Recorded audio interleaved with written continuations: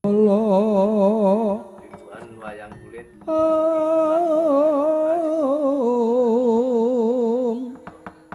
Pak sur tambur miang suling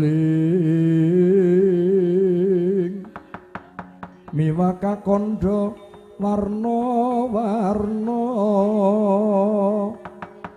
pindha jaladri asre kawuryan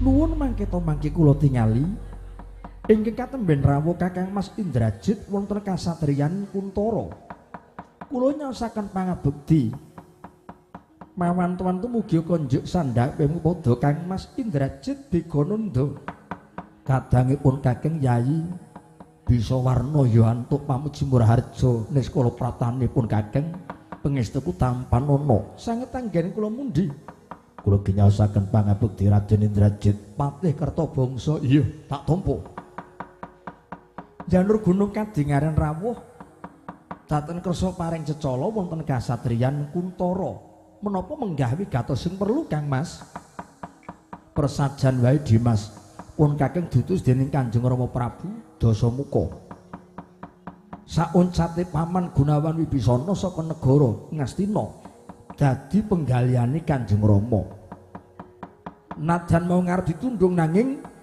pun Kakang butuh ketemu kelawan Sudarmamu paman Wibisana supaya balik nuhoni ngendikane Rama Dasamuka aja nganti nyentulani njaluk apa upama kasatriyan Kuntara njaluk supaya dibangun nggon ngendi sing kudu dibangun watone aja nyentulani watone mituhu karo ngendikane Kanjeng Rama munapun Kakang butuh sak pejagung kelawan paman Wibisana wanter dawuhipun Kanjeng Rama dhateng ing rayi kula bisa warna kula dipun pasrahi Purbalan Wasesa lire sinten kemawon ingkang datengi wonten kasatriyan kula kedah methokaken kula kedah nanggapi sakwise ketemu karo Dimas Bisawarna butuh ketemu karo Sudarmamu sinten kemawon mboten dipun keparengaken ampun malih Kang Mas Indrajit sedhengipun jawata tumedhak wonten kasatriyan Kuntara mboten dipun keparengaken nyaketi unggihanipun Kanjeng Rama ing gagat resang kapirangu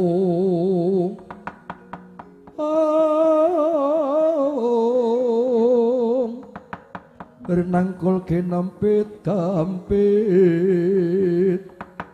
dosang retnaning bawana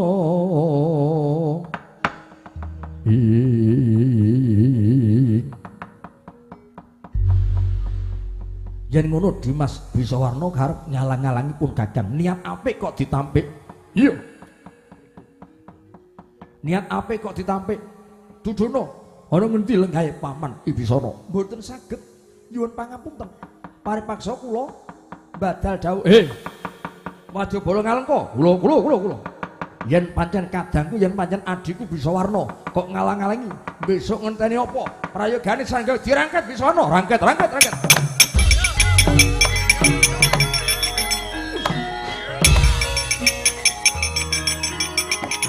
wow wow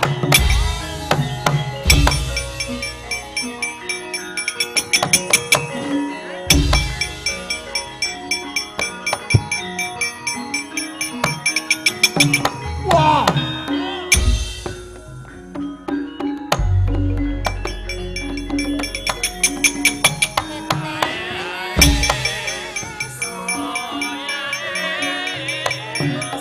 Kertabangsa kowe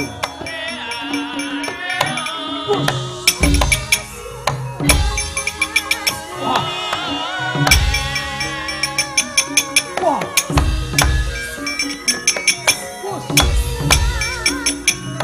wah wah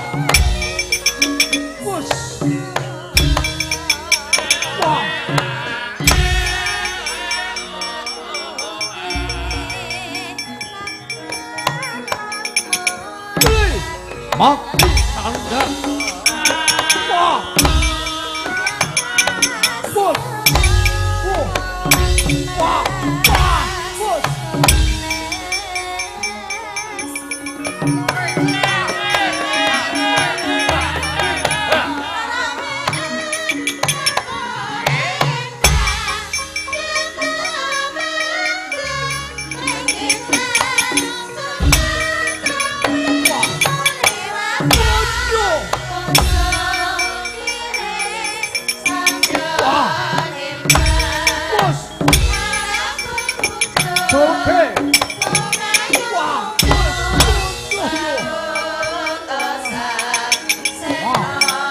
장가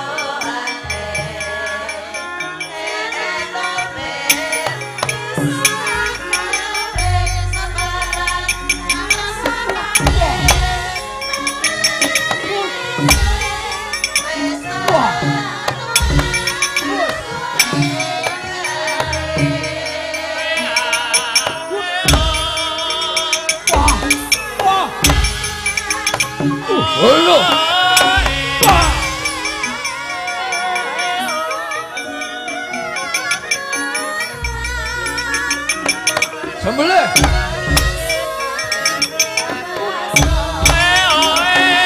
hei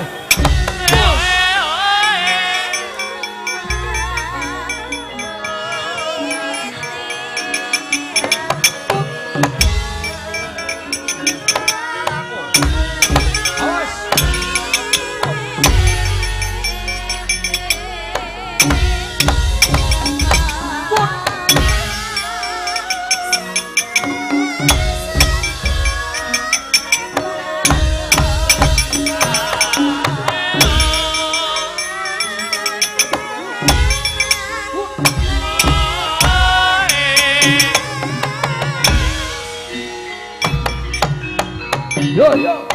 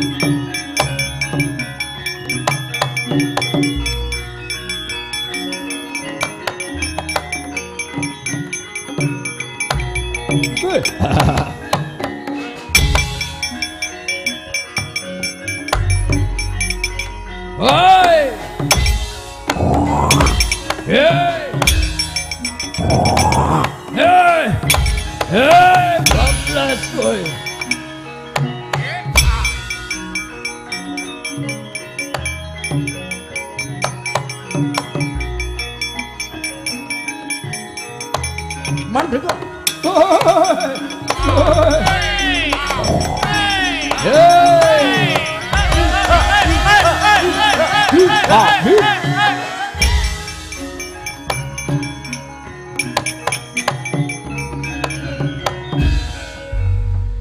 Yang dede kalono kalayatan takut maringkut ringkut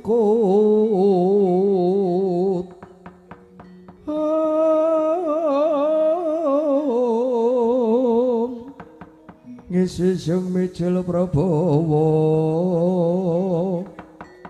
Prabawa kang mawa wisa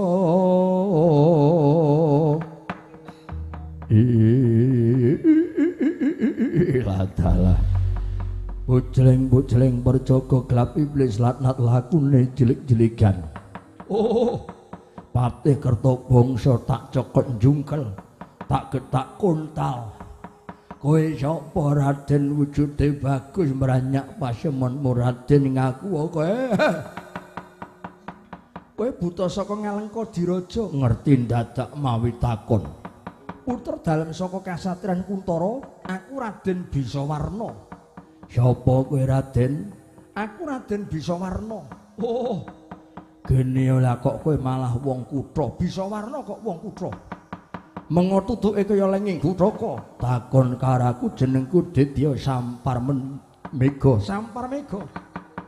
Ora keduka nuduhke wong tuamu kelakon tak klecak balungmu tak ombe getihmu Raden Bisawarna.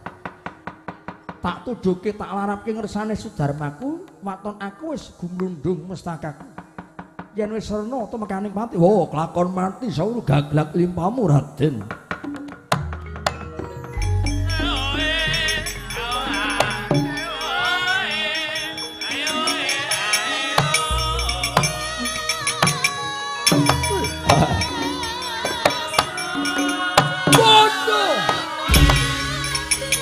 Jalak aja mlayu.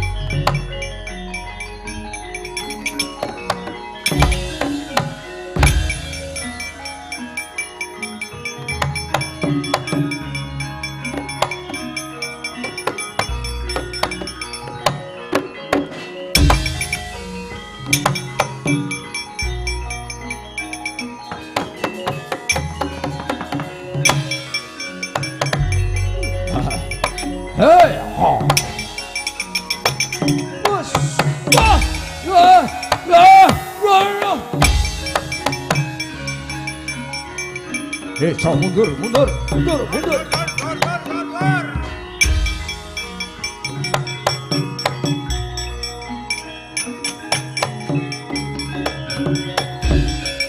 Ogok malegok legok.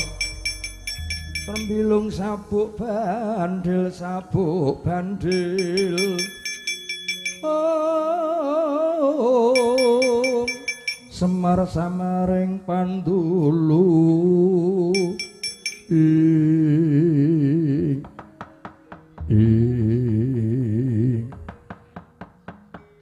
Wis jam 1 punjul kon dadak metu barang gok. Mergo rombongan menek ora ditokke malah mengko ndak dipangan coro ning jero kothak. Lah ya umpama wektune kecunggah wis jam 1 punjul gendang bras-bras cekak-ceket jejer loro. Alon wong nyambut gawe iki pancen saiki kudu pinter ngemeni wektu ngemeni wanci. Ndara Indrajit begonondo. Kok tanding mungsuhe sapa gok? Adine dhewe. Raden Bisawarna. Bisawarna kae putrane Raden Gunawan Kuntawibisono. Mongko Raden Wibisana kuwi bapa pamane Ndara Indrajit. Kok iso anak nom anak tuwa kuwi do kerah. Ki perkarane apa rebutan proyek apa kepiye gok? Nek rebutan proyek mbok dibagi umpama. Iya. Kuwi engko nggo nguruk aku ya kena terus proyeke kowe mergo aku ya wong ringkit tak trimo nguruk-nguruk ora apa-apa. Tak golekke wedi kidul utawa bongkaran omah utawa lemah saka gunung. Aku sing nguruk engko sing nangani proyeke kok ora jenenge adil. Dudu perkara rebutan proyek. Oh, tak kira rebutan proyek. Mergo jaman saiki rak jaman sing wong nyekel dhuwit iki saya suwe saya sugih. Iya, nek aku karo kowe ya mung trimo dadi penonton wae. Ming ndongake muga-muga juragan-juragan pemborong-pemborong kok nek wis do berhasil nduk do syukuran mayangan wis ngono wae wis matur nuwun. Perkarane Ndara Indrajit kae ketemu karo Ndara Wibisana ning dipambengi. Sing ngalang-alangi anake lanang Raden Bisawarna. Wong wis ditundung kok ya digoleki. Lah mbok wis merga sinuwun Dasamuka ku ya isih emut isih eling karo kulit daging. Gus Ndara Indrajit, kula nyaosi pirsa niku tunggal kadang. Niku sampean niku sedulur sing padha akur, ampun nganti jothakan. Mangke ndak malah diguyu bocah cilik kula aturi emut Gus.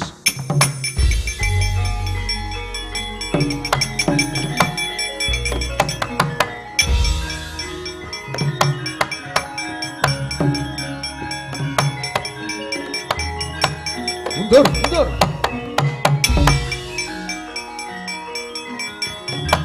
Wah.